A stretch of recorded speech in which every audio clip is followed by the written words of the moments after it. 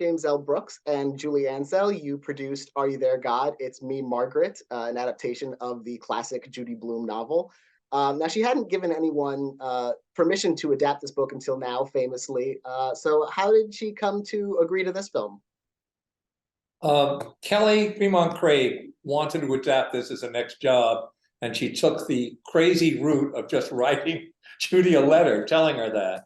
And fortunately, Judy had seen her first film, Edge of 17, and liked it. And when she sort of said that, we all got on the plane immediately and went to Key West, and it happened there. Yeah. I think she felt safe in letting it go after 50 years with Kelly and Jim involved. And I think she ended up being very happy, thankfully. And what was both of your relationship to the book before this sort of opportunity came about? Had you read it, or did you read it for this to make the film? Yeah, I mean, I read it as a kid. It was a very seminal book for me. As many, I think, girls back then, you learn about puberty, you learn that you're not alone in the world, and that's what that book did for me. So when Kelly brought it up again, it was thrilling to be able to work on it. And it was great to reread it as an adult as well. How about you, Jim? It was the first time I read it when this happened, and it turned out to be seminal for me as well. And how involved was Judy Blume during the production? Like, was she in depth and really protective of her? She was perfectly involved. She was a spirit. She was a cheerleader. She rooted us on. And the thing that all of us carry that you don't carry on other pictures, which was murder, is the thought that you could possibly let Judy down because it's her legacy work. And that was the most pressure I've ever lived with. But she was just an enthusiastic cheerleader for the work. And because this was such a beloved source material, there was a lot of interest in it, and it ended up landing at Lionsgate. Could you talk about like the process of getting that distributor and how that deal ended up? We made the rounds, and just wanting to have the picture made in the best possible way with the most support, and it turned out to be Lionsgate.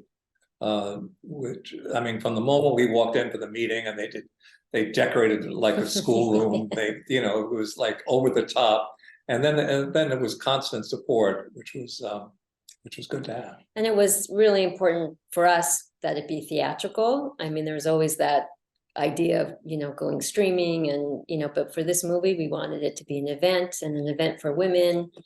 And that was a big part of it. And Lionsgate absolutely supported that. And of course, working with Kelly Fremont Craig, the writer director, you've worked with her before on Edge of 17. Like what's it like working with her, and what was sort of her creative process and really shepherding this film? She's tremendously thorough. She's at the nth degree of preparation. But the great thing about her is the spirit of the work, the climate she has on her set, the atmosphere of it, especially when you have young actors like we had on this. And I think you see the result. And young actors, is so crucial to the film, finding that perfect cast, that perfect Margaret, who I feel like you've definitely found the perfect actor for that role, Abby Ryder Fortson. What was it like casting that role in particular, and all of the girls in that film who make up so much of the heart of that film? We saw hundreds of easily kids. Yeah, we really did. And for Margaret, we saw so many, and then when Abby walked in, that was it. There was nobody in second place for either of the two young leads. And is it more challenging to cast child roles compared to like adult roles? I don't think so. I think maybe, if anything, it's a little easier. I mean, because they're new. I mean, there's a sense of, I mean, even though both the lead girls had worked before, there is still some innocence about it. I think that's what Kelly was so good at, was creating an atmosphere where they weren't kid actors. They were being themselves and being the character, but in that relaxed way where it was real rather than, kind of a. She would frequently say for an additional take, okay, say it, but in your own words. That was a regular thing that happened.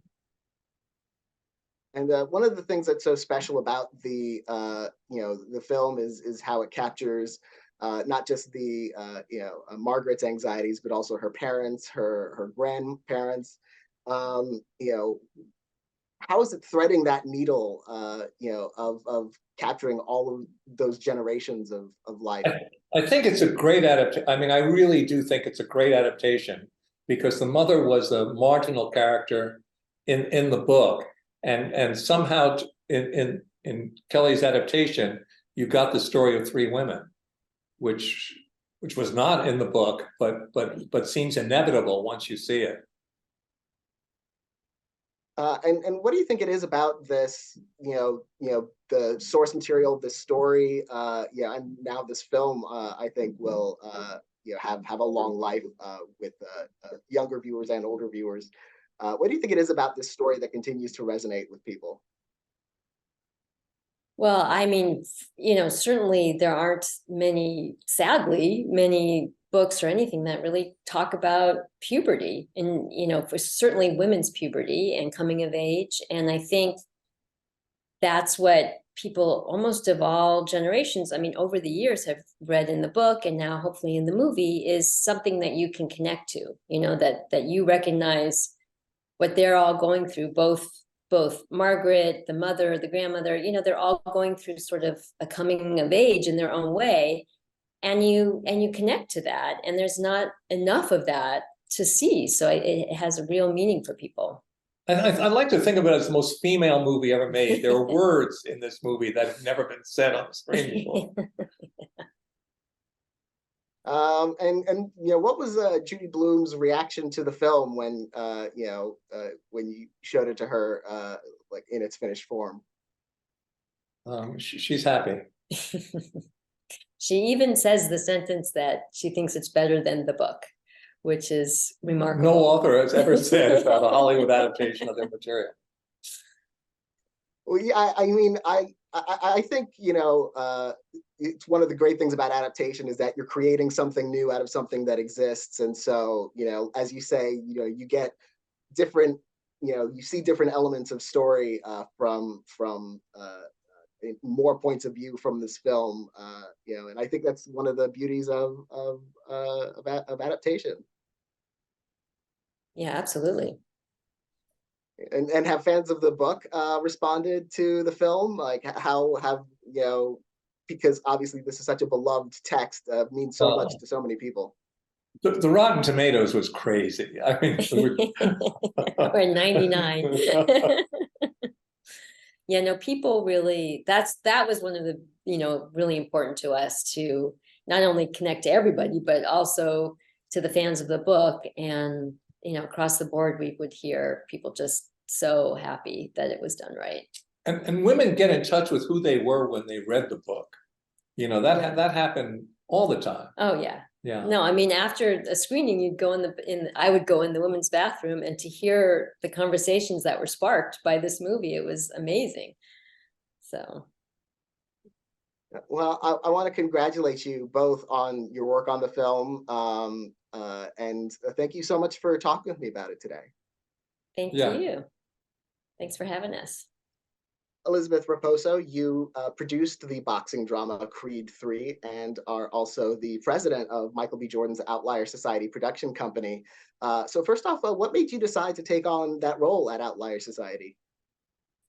Well, after leaving my post as a longtime Paramount executive, and in my most recent time there was the president of production, After I left Paramount with a full heart and fond memories, one of my first phone calls was from Michael, and he was building his company out in a really exciting way. And, we all love Michael, and he's a very convincing man. So it was an easy yes.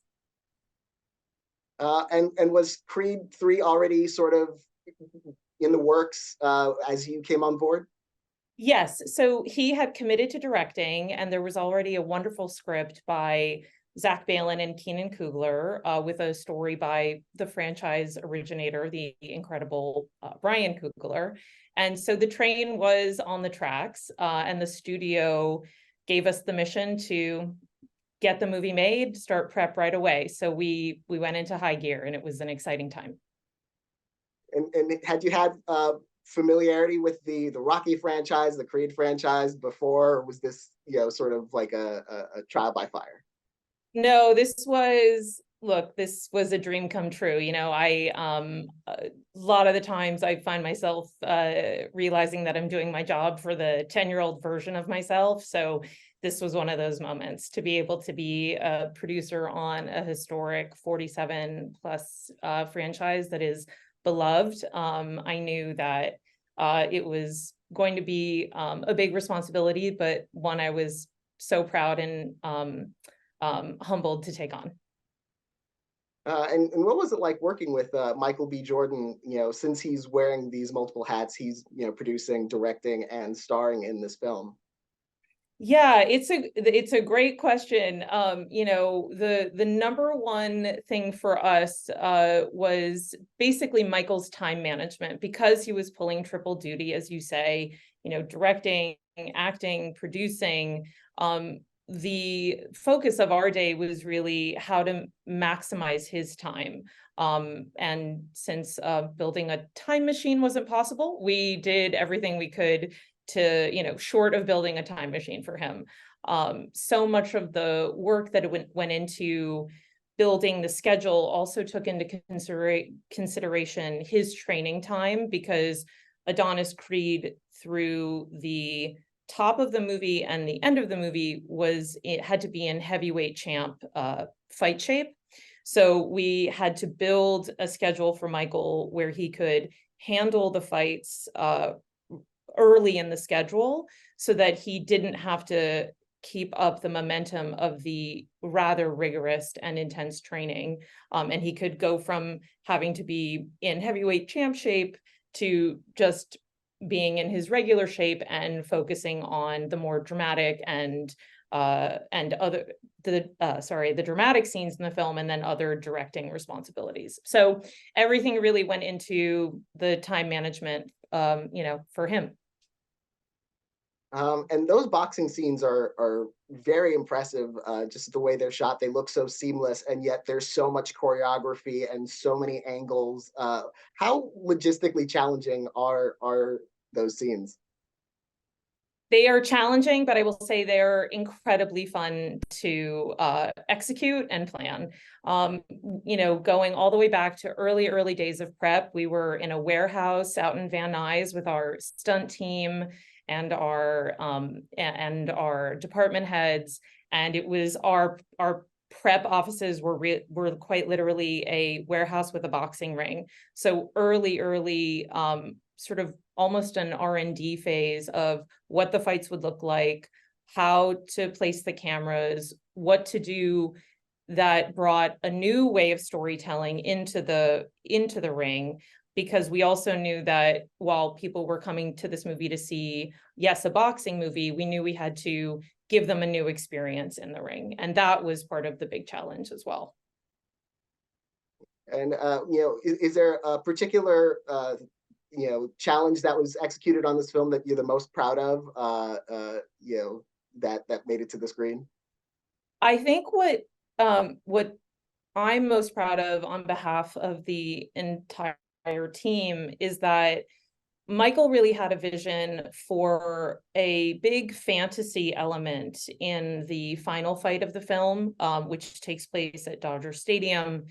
And what happens in the final fight is that the two fighters end up having a shared vision of past experiences. So the crowd falls away, and then all of a sudden you're in a fantasy space. And I will say that Michael, from the first moment we started talking about it, really believed that the audience would buy in and go for it. And every frame and every element of design that went into that sequence only continued to elevate it. But it was there from the beginning in his head, and the final product, I think, is just extraordinary, and I'm really proud of him and what the team did around him to help execute. And the film was actually shot on IMAX cameras. What was the, what effect did that have on production, or was it just a simple kind of a different way of doing it? Well, it actually helped us orient how we wanted to enter the fights, because when we decided to do the Film for IMAX program, we wanted there to be a seamless transition into the fights, as if you were stepping into the Coliseum to see, great fighters collide. And so it was really more of a visual discussion of how to create spectacular transitions that would open up the frame, and then you would feel like you were placed inside the stadium. And I think between Michael and our incredible DP Kramer Morgenthau, our production designer Jameen Asa, everyone really got on board with that, and I think delivered some beautiful visuals. And what's one of the things that's kind of remarkable about this franchise, and it doesn't always happen this way, is that each Creed film has made successively more money. So it seems to really be connecting with audiences and growing as it goes along. What do you think it is about this story, these characters, that audiences are coming back to? Yeah, I mean, I think many things. I think the franchise is beloved. I think the creative team around this particular franchise, between Ryan Coogler, Irwin Winkler, Michael, they bring a certain elevated sense to their material, and so people keep returning because they feel connected to these characters. And then I think for this particular movie, what I believe made it connect with people was that, on a thematic basis, it's really about, in my opinion, that no matter what your past is, or what you've experienced, or what you've done, that you can move through that, you can move past that, you can overcome that everyone, no matter what they've gone through, you can overcome something. And I think that honestly is the most universal element of all. And I think perhaps that is why this movie connected. I don't know, it's why it connected for me. I loved it. And in general, how would you compare the experience of working at Outlier to all the work you did at Paramount? Is it similar kind of experiences? I think actually I get asked this question a lot. For me, it's actually quite similar. I loved my time at Paramount. I, perhaps because of the history of the studio, that had many former producers as its leader, whether it was Robert Evans or Sherry Lansing, all of my Paramount colleagues always felt like really entrepreneurial souls. And I feel like that was something that I really connected with. And on all the franchise and large scale movies that I had the honor of working on all those years, whether it was Mission Impossible or Top Gun or Interstellar or Star Trek, I always felt very connected to the artists who were making those movies, even though I was technically their executive and not their producer. So for me, the job has a lot of the same rhythms, and perhaps that's why, it was a more organic transition. Well, congratulations on your work at Outlier and your work specifically on Creed 3. Thank you so much for talking to me about it today. Thank you. Thanks for having me. Justine Conte, you produced the film Killers of the Flower Moon about the murders of members of the Osage Nation in the 1920s after they came into a lot of money through discovery of oil. Were you familiar at all with this story before this film? Not at all, no. I read the book back in like 2018, I think, or 2019, when we knew that was what was sort of up next with Marty. And I had never heard a thing about it in my life. And, the book really stuck with me. It really impacted me.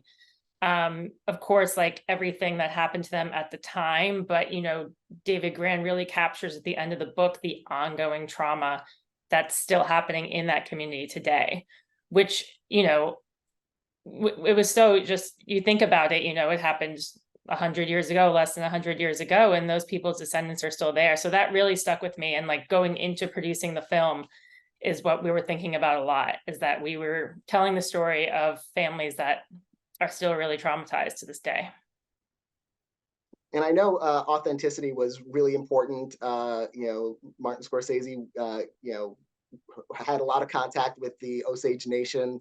What was it like bringing that kind of, really, a lot of detail into the story that you were telling?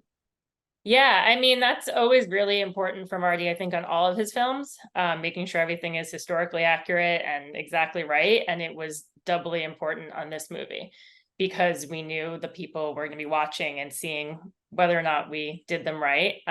Luckily, Marty has like the greatest researcher of all time in his producer, Marianne Bauer. So she and Marty, they just have piles and piles of research. And Marianne spent years going to Oklahoma and speaking with the descendants and the people in the community and just compiling all of these stories. And then there was, of course, we had a great dinner with the members of the Gray Horse community early on in the process, before we shut down during COVID, where, the genesis of what the movie is today really came because we spoke directly to the descendant of Molly and Ernest and heard from her, her point of view of what the story, of their love story was to her. And so, people who work with Marty are always used to holding themselves to that standard of making sure everything's exactly correct. And it was just sort of doubly important on this one. And it's such a big epic, in scope story that's being told. You mentioned COVID delays. I imagine this was a very complex, involved production. Were there ever times where you wondered, like, is this gonna be completed? Can we get where we need to go? What was that like? Yeah, I mean, certainly during COVID, it was hard to imagine how we do it, and figuring out how to navigate COVID. And we sort of started prepping again, sort of towards the, middle to end of 2020. And it was daunting because we were talking about, going into Oklahoma and flying in, hundreds of crew, hundreds of cast members, we were sort of near Tulsa, but we weren't in a big city. We were in a smaller city called Bartlesville. And then we were out in Osage County and Pawhuska and Fairfax. So we weren't really around like any major testing labs or anything like this. So it was really daunting in the beginning to think about how we were going to manage it. But once we got there and we got going, then it was finally like, okay, this is real, this is happening. And it all just came together. And COVID was really tough for us, but we, amazingly never had to shut down in our entire production for any kind of COVID delays. So that was like a real point of pride for us. You've worked on Scorsese films before as an assistant to producer Emma Tillinger-Koskoff. How is this experience different for you? I mean, this was a completely, new world for me. My first producing credit with Marty was on Pretend It's a City, the Fran Lebowitz docuseries, which was an absolute joy to work on, but it was obviously a much smaller scale and in New York. And, going into this, especially without having Emma with me, was really daunting. But, being part of Marty's company for so many years and really learning how he works and how his crew works and everybody, I felt really fortunate to have that background going into it and really confident that I knew what needed to be done best for Marty. And of course, working with Marianne and working with Daniel Lupi, who's incredible, to get it done. Yeah, it was very daunting at first, of course, sort of going into the, my first major producing was a $200 million Martin Scorsese movie, but it was an incredible experience. And not only that, you're working with two of his major muses of his career, Leonardo DiCaprio and Robert De Niro. What was it like working with that sort of creative team? That kind of dream team together. I mean, it's really incredible because they have such history together and such shorthand. So you don't really need to do anything except like sit back and watch them work, because the three of them together like really know what Marty wants, and they sit and they write and they work. And I'd worked with Bob before on The Irishman as an assistant, so I was familiar with him and his team, and I just love working with him. He's such a joy to be around and to have on set, and so is Leo. I mean, you really can't ask for a more pleasant and professional group of people to work with, honestly. And because they had that shorthand, it was really easy for us as producers. And Apple co-produced this with Paramount, and of course The Irishman was at Netflix. So is there this great kind of creative freedom that Martin Scorsese gets from these streamers being able to just kind of put his vision out there, unadulterated? I think so, yeah. And both of them, both Netflix on The Irishman and Apple on this film, are such incredible partners. They're so invested in the movie. Apple, they were all so invested in getting to know the history of the Osage and hearing about the culture. And they really understood what Marty was trying to do. They weren't trying to push it in any certain direction, it should really be about the FBI or this and that. Like, they really got it. And it was just all support. They have amazing creative executives who are with us the whole time, and production executives. And yeah, I mean, having not really worked with him on any movies not at a streamer, I don't really know what the difference is for him in terms of freedom. I think his vision is so strong that generally he makes sure his vision is on the screen no matter what the constraints are. But certainly having someone like Apple in our corner really helped to give us the freedom. We were able to work on such a scale and collaborate with the Osage in such a way that maybe we wouldn't have been able to do if we didn't have that freedom. It wasn't the most obvious thing to go shoot the movie in Osage County in Oklahoma. There were other places that practically made more sense. But they understood that this was really important for Marty and for the story and for the Osage people. And so they were very supportive of it the whole way.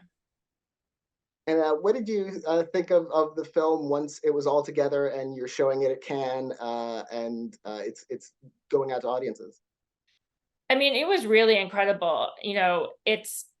When something is that big in scope, sometimes you can get a little overwhelmed with all the elements and just thinking of how it's all going to fit together and how it's all going to come together. Because, you feel like you're shot so much and you're like, oh my gosh, this movie could be 6 hours long and it would not even encompass all the things that you could say about this story. But yeah, I remember the first time I watched it almost complete was with our Osage consultants in New York, with Chief Standing Bear and some of the other Osage people. And that's when it really hit me the hardest, that we had actually succeeded in doing what we went out to do with the Osage people. And yeah, I've seen it like 6 or 7 times now in the theaters and, apart from the early screenings, and, I cry every time. It gets me every time.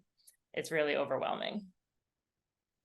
Well, congratulations on the film. And thank you so much for talking with me about it today. Yeah, thank you.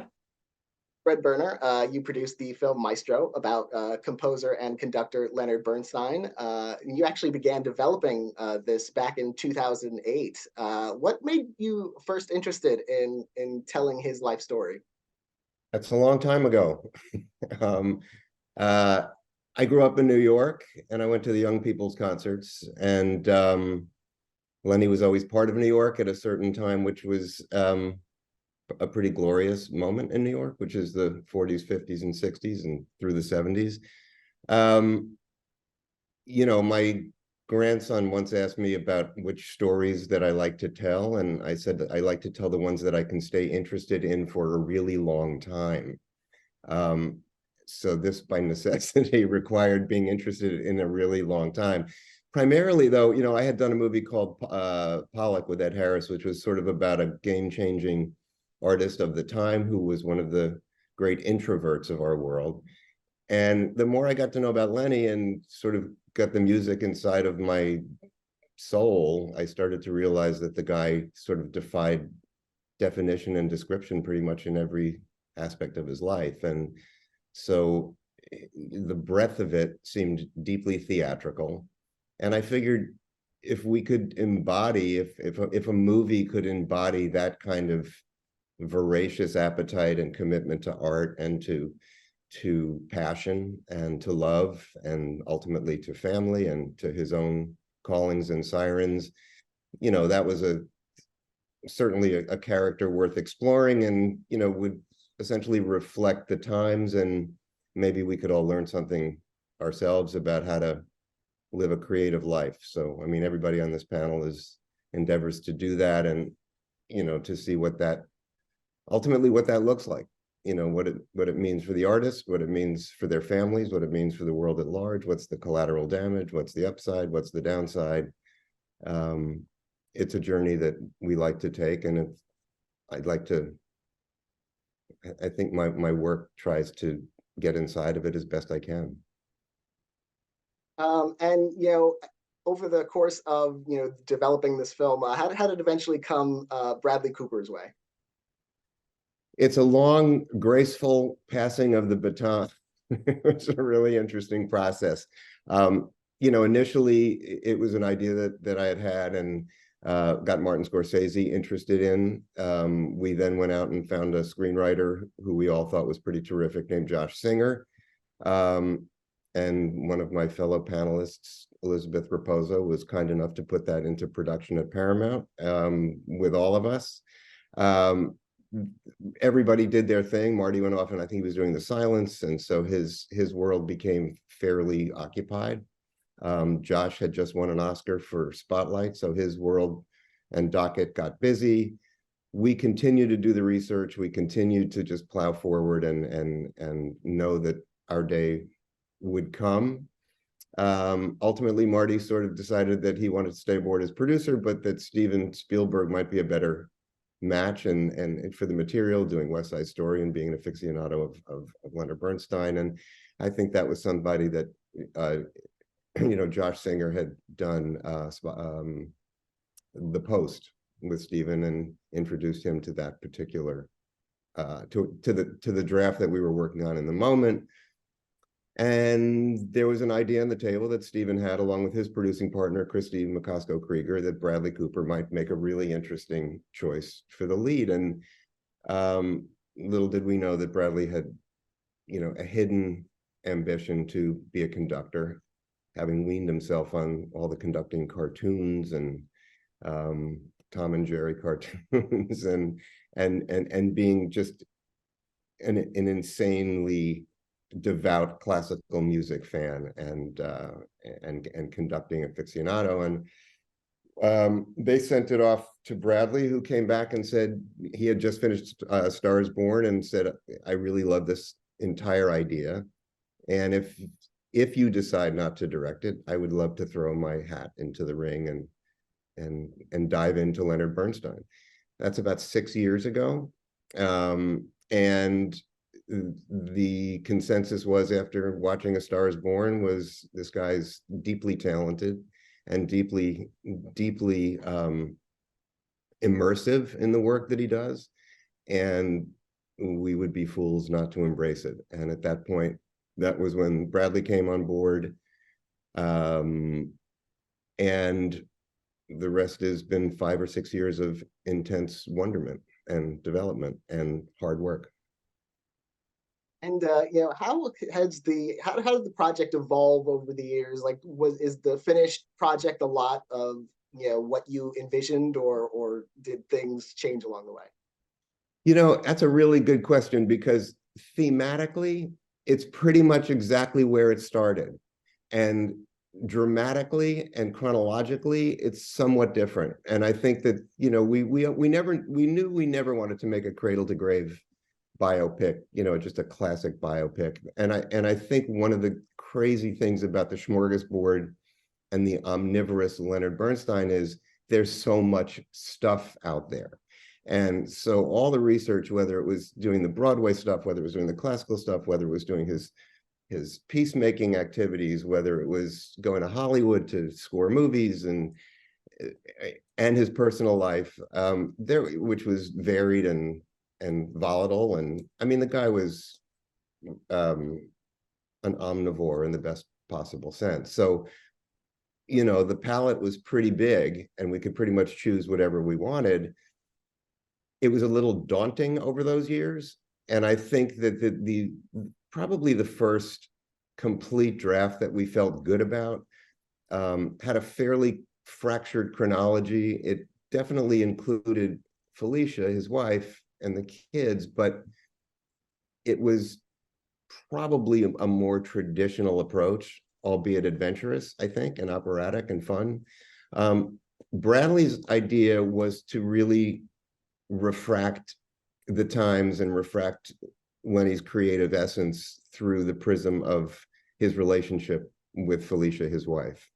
And in so doing, thematically, the basic touch points, which are the inability to be defined and the appetites to keep making music and refusal to be defined as one thing, all the things that rose to the surface absolutely rose to the surface consistently, regardless of where we started. In fact, one of the things Bradley and I have always said to one another is, it's a frickin' miracle it's not anywhere as close to being the same movie that I had thought about 15 years ago, but in so many ways, it's truer to that form, and it's thematically very much the same. So it went through various incarnations, but it got really distilled down. I mean, it got distilled, and to the point where so many of the things that we were addressing, which is, the mores and folkways of the times, the politics of the time,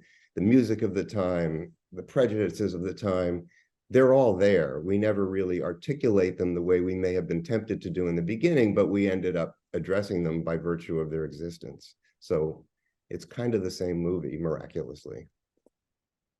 And you had support from the Bernstein family. What was it like working with them, getting input from them, and ultimately showing it to them? It was great. I mean, I started conversations with them all those years ago. They were very patient with me. It took a really long time for us to, finally land something. And elements, scripts, the works. But they stayed on board. I mean, I love those guys. They, for some crazy reason, they trusted me. And then ultimately, I think there was a level of trust with Steven Spielberg as well, given West Side Story.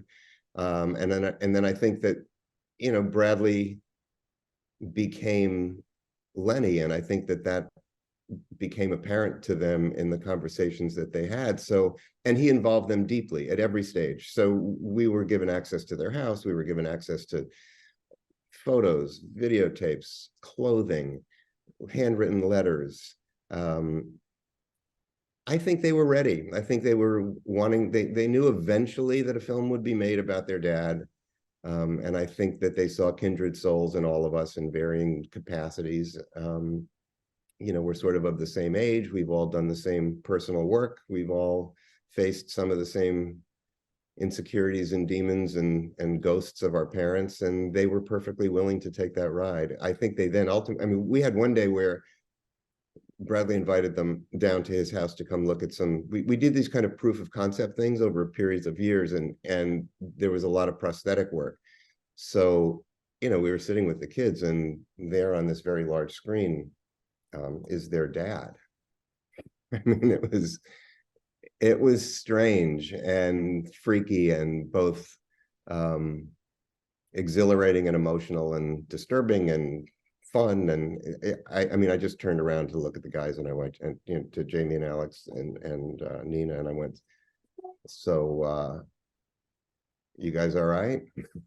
And they said, we're better than all right. This is great. Let's, and Bradley just kept them so close, and they rewarded us with that ongoing trust. So it could not have been a better relationship. Well, congratulations on the film, and thank you so much for talking with me. It's been a pleasure. Oh, it was a total pleasure. Happy to do it. Bruce Cohen and Tonia Davis, you produced Rustin, about civil rights leader Bayard Rustin, who organized the March on Washington, but was marginalized in the movement and sort of in history because he was also gay. How well did you both know the story, if at all, before this film? I had seen, there's a beautiful documentary called Brother Outsider, which I had actually seen in the 90s. So I knew a little bit about Bayard. I knew how unsung he was and how undeservedly missing from the history books he was. So when Dustin Lance Black sent me the script that he and Julian Breese had written, I was already predisposed to be very excited about trying to get Bayard's story on the screen. How about you, Tonia? So I actually heard of Bayard Rustin originally when he received the Presidential Medal of Freedom from then President Barack Obama, who's now my boss. So I had read a little blurb, a little article about him, and had made a sort of note to self to dig in a little bit further. But I didn't know a ton. And when Bruce called, literally right after the founding of Higher Ground, I think I was maybe a month into the job, when Bruce called and said, I have a beautiful screenplay by Dustin Lance Black and Julian Breese, and George C. Wolfe is attached to direct, and it's about Bayard Rustin. It immediately felt thrilling, because not only was it, an exceptional producer with an exceptional director calling with a screenplay that I felt, just knowing the auspices was going to be really intriguing, but it was also about somebody and something that I already knew my new boss was really excited about and interested in. So I said yes right away, and then the Obamas said yes right away. And at what point, was Coleman Domingo cast in the lead role? Because it's so central, obviously, that character and finding the right voice of a performer to play that. Well, we had thought about Coleman even before George was attached, because, of course, when you read a brilliant script that has an incredible lead role, you can't help but think about who might be brilliant to play it. We loved the idea of finding an openly LGBTQ actor to play the role. There's not a lot of those in Hollywood, not as many as there should be, that could play the role of Bayard. So Coleman was definitely in our minds. But then once we had a director on board, of course, it really becomes the director's decision. And George, if he were here, would say that it was a similar process for him. He certainly had Coleman on his radar. They had done Ma Rainey's together, so he was a big fan of Coleman's work. But it was only after he had started developing the project, he had worked on the script with Julian and Lance, and then the more he started thinking about it and reading the script and getting the actual film in his head is when he really started thinking about Coleman and realizing that Coleman could say these words and Coleman could play this part, and sort of all signs in George's head started pointing towards Coleman. And you gathered such an impressive cast together overall around him. Chris Rock, Jeffrey Wright, Audra McDonald, and more. What was it like gathering that cast together? Were there any challenges in that? So I'll actually start by saying that everybody that you just named is part of George Wolfe's ensemble that he has brought with him, from Ma Rainey's Black Bottom and from prior work on Broadway and at the Public Theater in New York. And so George Wolfe gathered the cast by basically texting people he had worked with, sometimes 3 or 4 times in the past, and saying, I'm really excited, I'm doing this, here are the dates, and everybody immediately saying, yes, can't wait, and we'll see you there. George, because he comes from the theater and knows so many of these people so intimately and so well, and in many ways has been working with them all along, for us and for him, casting the movie really was easy and a joy. Then in addition to those folks who you've already mentioned, Audra, Glenn, Jeffrey, we had Michael Potts. There was a number of new discoveries that we got to make as well, which was equally thrilling. Johnny Ramey playing Elias, Gus Halper playing Tom, and others were also new to the sort of George ensemble cast, but I feel confident that they will get parts from him in the future as well. And one of the things that struck me about the film and Bayard's role in putting together the March on Washington, is it kind of like producing in a way? The process of managing the logistics, obviously on different scales and for different causes, but are there similarities? I think there definitely are similarities. I think it's part of why we loved so much, and hopefully audiences, but in particular entertainment industry audiences, may love the story of a grassroots activist who's actually organizing, aka producing, something as impactful as the March on Washington. There was a moment in DC while we were prepping to shoot at the mall the 3rd time, because the first 2 times we planned the DC unit, COVID struck in varying ways and we had to postpone and reschedule. But when we were actually there, the time that we ended up doing it, George did have this moment where he even said to all of us, he's like, I would just like to remind us that it has taken this group of 100 to 200 people months, if not years, cell phones, computers, and every other tool we have today to plan this shoot, as opposed to Bayard and his small group of 20 to 21-year-old activists who planned the actual March on Washington in 8 weeks with no cell phones and no internet. And the film is produced by Higher Ground. Tonia, you work with the Obamas at that production company. How hands-on are they in selecting projects and and the films that they usher through? Yeah, so they're incredibly hands-on in the selection process, and then at various different moments in the screenplay development process, casting process, production, post-production, watching cuts, etc. The way that I describe working with them is I used to work at Chernin Entertainment, working with Peter Chernin, and prior to that I was at Disney. And the Obamas functionally act as almost studio presidents. They are integral, obviously, to creating the slate. We work for them. There is no question about that. They choose the projects that they want to push forward, and as those projects start to come together, they interact very meaningfully with each one. As not only obviously were they in DC with us this past weekend with presenting Rustin at an HBCU film festival, which was really thrilling. It was a surprise that Coleman Domingo was going to show up. It was a surprise to many people in the audience that the Obamas were there. So that was thrilling. But, throughout the whole process, they've given meaningful feedback to George and others along the way as we crafted the final film. So I would say they're present, and their presence has been felt the whole way through. And what impact do you both hope that this film has, as it's going out into the world and people are discovering it?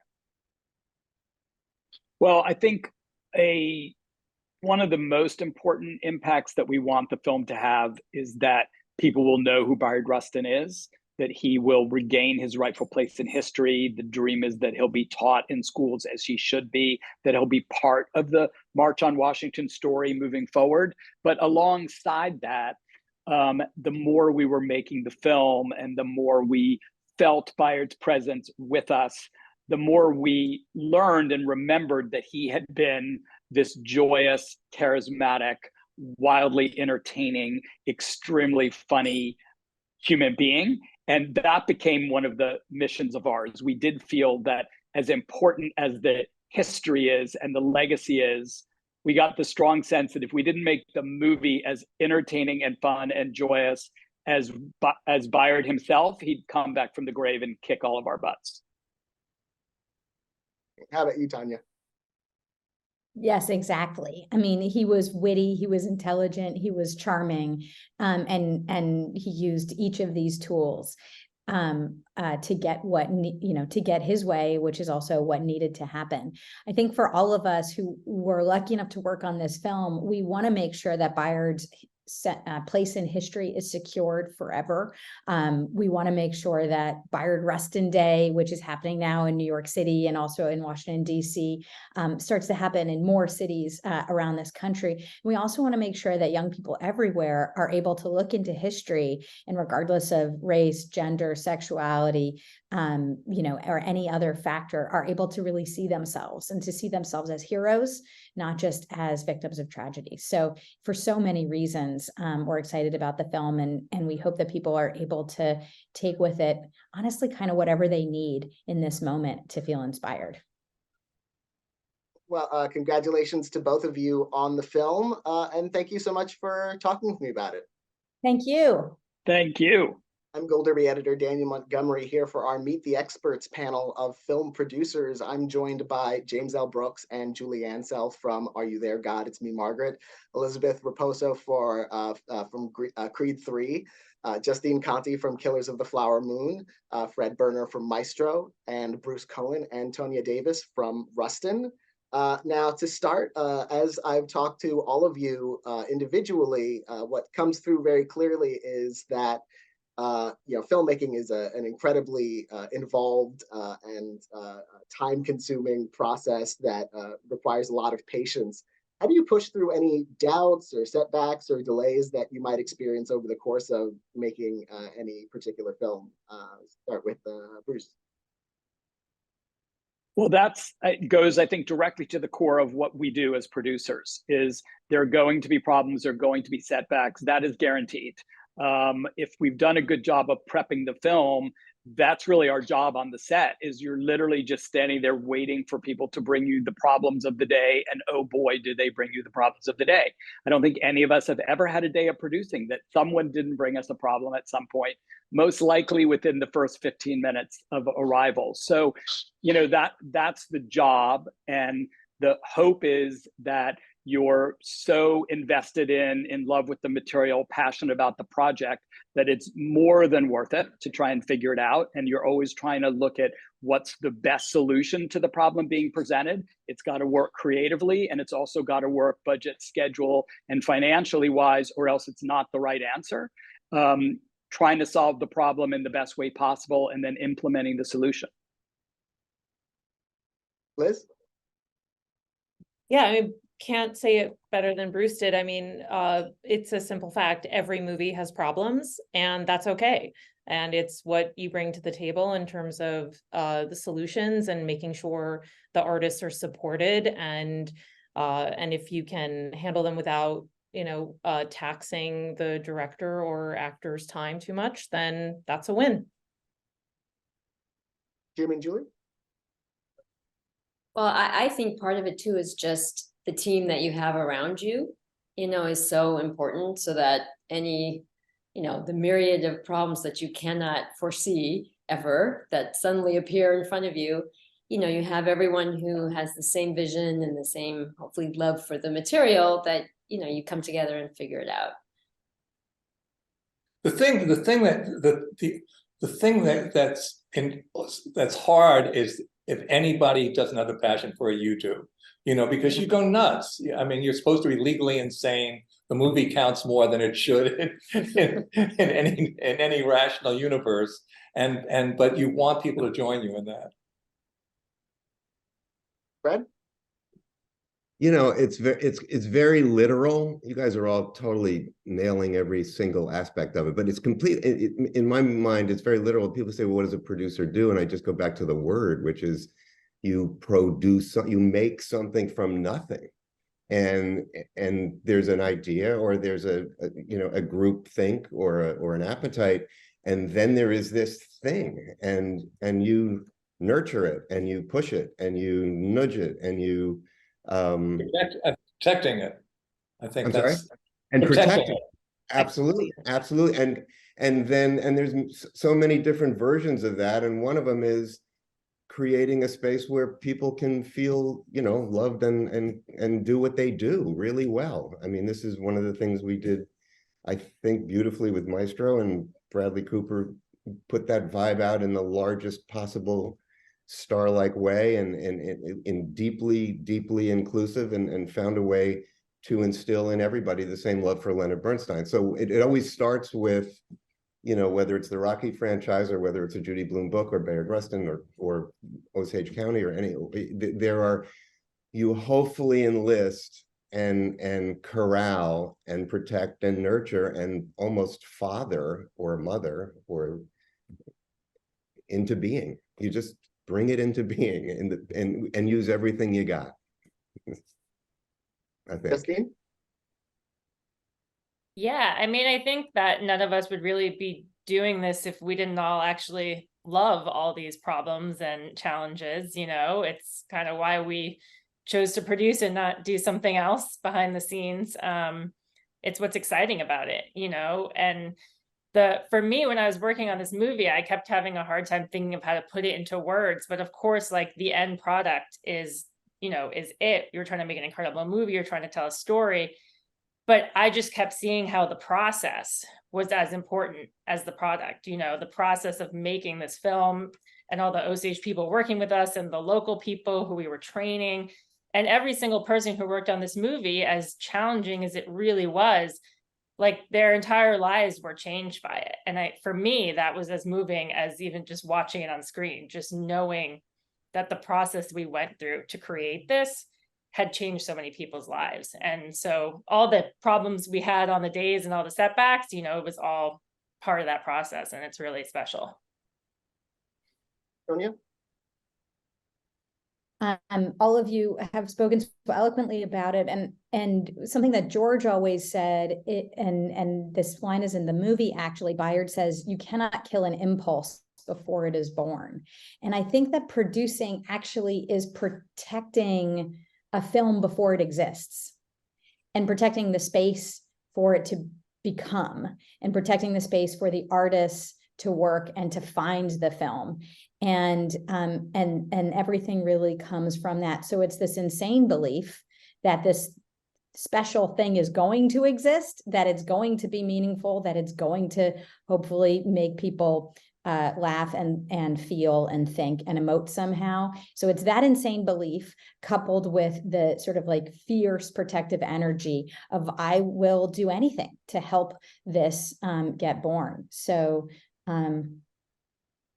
there's the best acting teacher. I'm sorry, but the best I'm just acting saying teacher, on the planet. I was just saying, it's so interesting you say that. The best acting teacher I know has one rule: never sit on an impulse. Jim, Mhm. Jim, you said something to me many decades ago. I was sitting in a restaurant, and I was sitting with the director, and we were putting together Miss Firecracker, and you came over to us and you said, "What are you guys doing, man?" And I said, "Well, we're getting ready to shoot Miss Firecracker. We're going to Mississippi. We're like really excited." And you were so clear. You said, "Well, you should really enjoy this moment, because this moment, at this moment right now, is as good as it's ever going to be." And I went, That's all me. right. Yeah. I remembered it, man. It's a long time ago, but thank you. And I cherished it always. So thanks. And you know, it's just in general, what draws you to a particular product or project that makes you want to put all of that work and love and effort into nurturing it? Liz?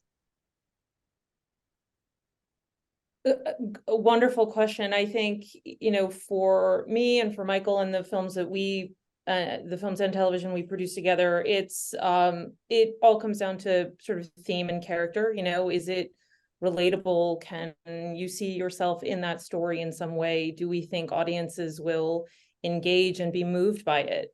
You know, we have a great responsibility and the honor of our jobs is that we get to tell great stories and move people. And so I think if I'm stripping it all the way down to the essentials, it's probably that.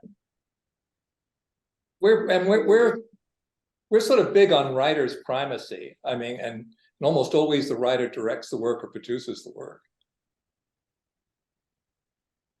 Fred? You know, you can get a little, it's,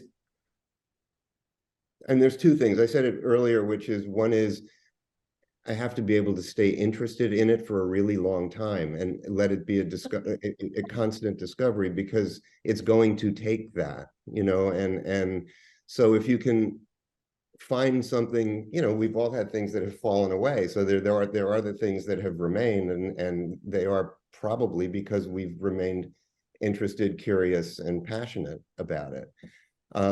The rest of the stuff that sort of follows, which can be a little, I don't know, self-important at times, but I like to think, and one of the things I think all the films that I've heard everybody talk about, with Maestro, you know, one of the things that seems to be up for me these days, and I'm really proud that having developed it for so long, it's landing in the world in this moment, which is two things can be true at the same time.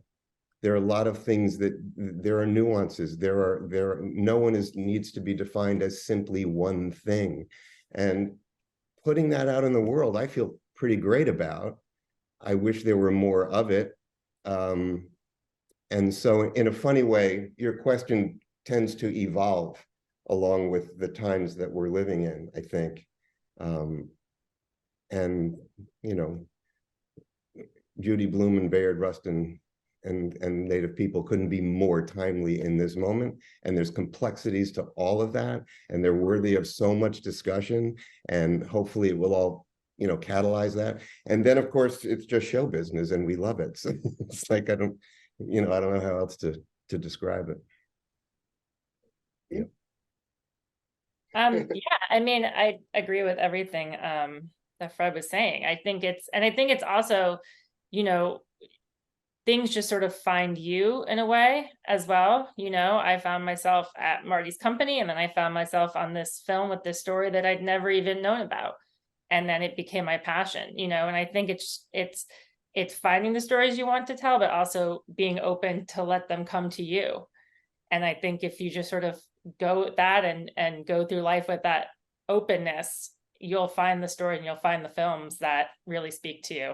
And everything, you know, everything that Fred said, you know, you have to be passionate about it for a long time. Tonia? I mean, just to echo what everybody's always said, I think that if it makes you think and it makes you feel and it maybe makes you laugh and it maybe makes you look at the world just a little bit differently, then that's material that's speaking to you. But also at Higher Ground, it's not really about me. It's really about President and Mrs. Obama. And why did they start this company? And what is it that they really want to get behind and produce? And for them, it's really, you know, it's two things. Number one, who's the filmmaker? Who are they backing? Who's the person who they're lifting up? Because we all know, and I think probably everybody on this Zoom agrees that, you know, the movie really begins when the filmmaker and the writer sit down for the first time. That's the moment. And so for the Obamas, it's very much about filmmaker, and it's very much about how does the story embody the values that they've always cared about and that they've always championed. And with telling the story of Bayard Rustin, not only do we get to tell about Bayard and this history from the man who you didn't actually know before, but it's also really the story of all of the young people who worked hand in hand with Bayard and with the other leaders of the civil rights movement every day for 8 weeks and for 8 years and for longer to change this country and make it into and make it just a little bit better every day. And so the notion for us is, you know, what is the story? How does it embody the values of the Obamas, either directly or indirectly? And then who's the filmmaker? And does it feel like this person is really ready to make, you know, both great work and to do it in a respectful and inclusive manner? And there was no question on either Bayard or George Wolfe in this case. And Bruce? And I'll just add, I'm in such agreement with everything everyone said. You know, part of what a version of what we're all saying is the bar for selecting these projects is really high because we know how much work it's going to be. We know how much time it's going to take. We know how much blood, sweat, and tears is going to be involved. So, you know, we're really, all of us, we're looking for projects that either have the potential to entertain the world in such a special way or to change the world with our messages, or both. And more often than not, if we don't feel like the project, which all of these do, if we don't feel like the project has the potential to do that, we know that it's just too much time and energy and work and hardship to try and push that rock up the hill. Well, I want to congratulate all of you again on the work you've done. Again, one of my favorite things about panels is how different the work all is, but you know, how much work goes into it from each of you. So thank you so much for talking with me about it today, and it's been a pleasure for all of you. You Thank bet. you. It's very proud to be in all of your company, and it's nice to see you guys after all this time. So see you soon. Likewise. Congrats, everyone. So nice to see you.